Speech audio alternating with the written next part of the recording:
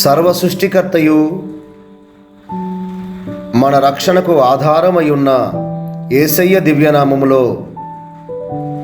దేవుని బిడ్డలైన మీ అందరికీ కృపాక్షేమములు విస్తరించునుగాక. మన దేవుడు ఎల్లప్పుడూ ఆయన యందు ఆనందించే వారిని చూచి సంతోషిస్తూ ఉంటాడు. లోకమంతా కూడా ఎన్నో అపవిత్ర కార్యాల్లో ఆనందిస్తూ ఉంటే దేవుని బిడ్డలైన వారందరూ కూడా ప్రతి ఉదయం లేవగానే ఆయన స్తుతిస్తూ ఘనపరుస్తూ ఆనందిస్తూ ఉన్నారు. ఆయన యందు ఆయన వాక్యమందు సంతోషించే మీరు నేను ఎల్లప్పుడూ ధన్యులమై ఉన్నాము. మన చుట్టూ దేవుని కృప నిరంతరము ఆవరించి మనల్ని కాపాడుతూ నడిపిస్తూ వస్తుంది.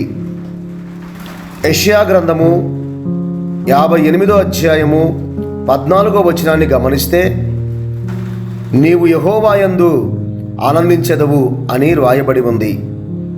ఈరోజు ఈ ఉదయకాలం దేవుని యందు ఆనందిస్తున్న మన జీవితాలు ఎంతో ధన్యకరమైనవి.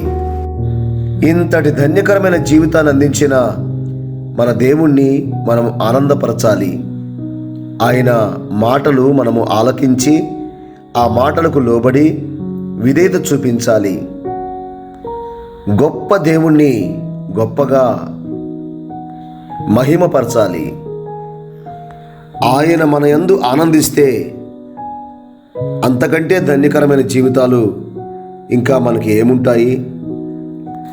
యెహోషువ అనే భక్తుడు, నేను నా ఇంటివారు యెహోవాను మాత్రమే సేవించదము అన్న మాట విన్నప్పుడు ఆయన ఎంతగా ఆనందించుంటాడో. ఆకాశమందున్న దేవుడు ఈ లోకానికి మానవుడిగా దిగి వచ్చినప్పుడు తను తగ్గించుకొని బాప్తిసం పొందినప్పుడు ఆకాశం తెరవబడి ఈ స్వరం వినబడింది, ఈయన నా ప్రియకుమారుడు, ఈయన యందు నేను ఆనందించేదను. ఈరోజు నిన్ను నన్ను చూచినప్పుడు దేవుడు ఈ మాట అనగలగాలి, ఈయన నా ప్రియకుమారుడు, ఈ బిడ్డ యందు నేను ఆనందిస్తున్నాను అని చెప్పగలగాలి. అప్పుడు మన జీవితాలు సంపూర్ణ ధన్యతలోకి నడిపించబడుతున్నట్టు అర్థం. ఇంకా మన జీవితాల్లో ఉన్న ఆటంకాలు అపవిత్రతను తొలగించుకొని ప్రభువుని ఆనందింపచేసి ఆయన్ని సంతోషపెడదాము. ఒక మంచి తీర్మానం తీసుకొని ప్రార్థన చేద్దాం.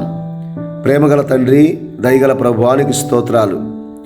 మేము మమ్మల్ని ఆనందింపచేసే కార్యాలను బట్టి ఇంతవరకు సంతోషించాము.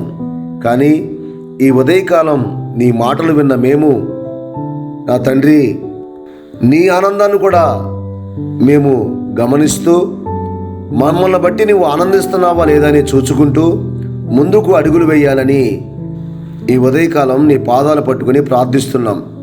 మమ్మల్ని బలపరచండి, నీ కొరకు సిద్ధపరచండి. నీ సంతోషమే మా సంతోషము.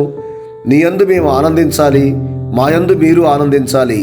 అట్టి జీవితాలు మాకు దయచేయమని, నాకును ఈ లైవ్లో ఉన్న ప్రతి బిడ్డకుని నీ కృప క్షేమము సదాకాలం మాకు అనుగ్రహించమని మంచి మనస్సాక్షితోనూ శుద్ధీకరించబడిన హృదయముతోనూ నిన్ను సంతోషపెట్టే భాగ్యాన్ని మాకు దయచేయమని వేడుకుంటూ, యేసుక్రీస్తు అతి శ్రేష్టమైన పరిశుద్ధమైన నామంలో ప్రార్థిస్తున్నాను పరమ తండ్రి, ఆమెన్.